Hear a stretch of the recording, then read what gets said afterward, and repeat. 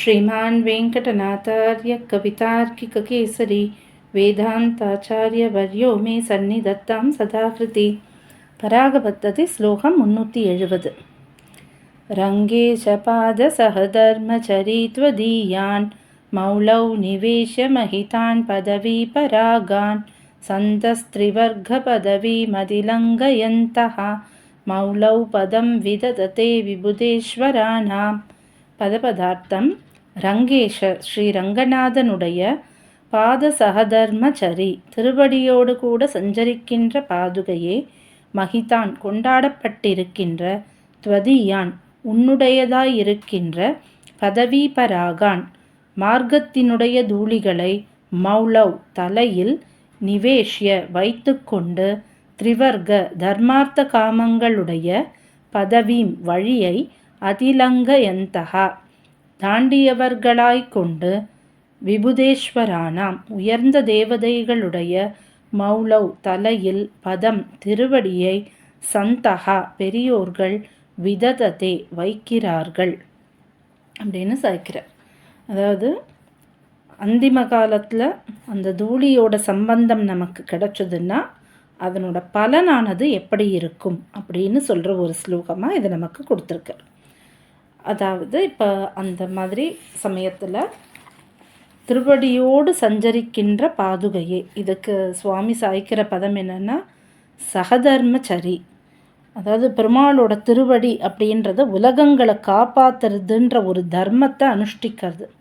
அதே தர்மத்தை பாதுகையும் பண்ணுறதுனால பாதுகைக்கு இங்கே அவர் கொடுக்குற பதம் என்ன அப்படின்னா சகதர்மச்சாரிணி.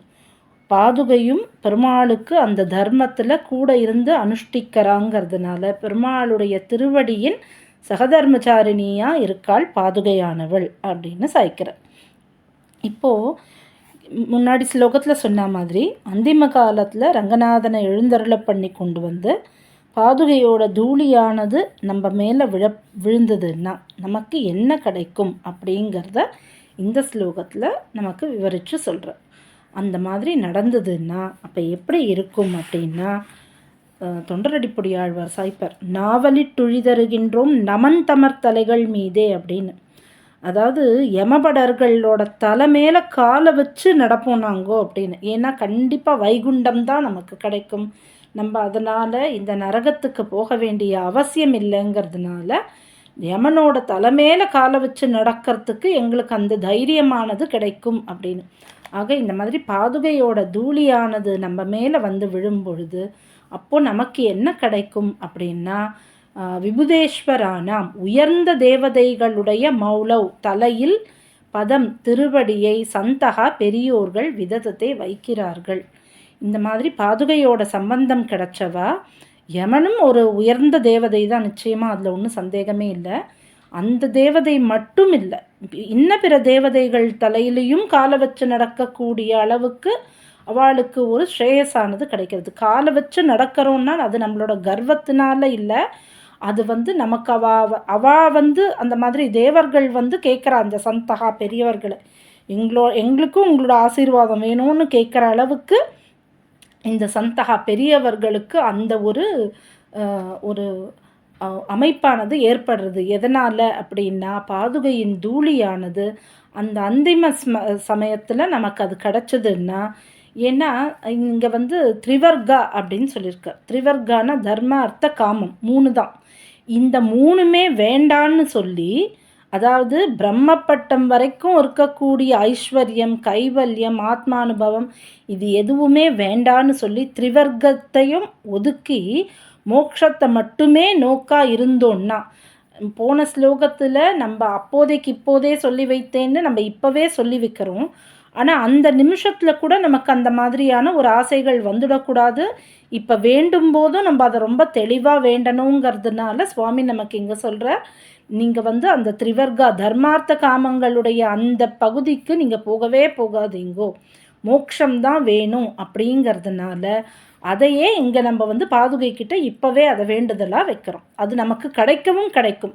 எங்களுக்கு அந்த திரிவர்க்கம் முக்கியம் இல்லை, மோட்சம்தான் முக்கியம் அப்படின்னு பாதுகை கிட்ட நம்ம இப்போ வேண்டதுனால அந்திம ஸ்மிருதியில் பாதுகையானவள் பெருமாளை அழைச்சிட்டு வரும்பொழுது நிச்சயமாகவே நமக்கு அந்த மோட்சத்தை அவளே கொடுப்பாள். ஏன்னா அவள் சகதர்மச்சாரிணி அப்படின்னு அதுக்குமான ஒரு பதத்தை இங்கே நம் சுவாமி கொடுத்துருக்கு.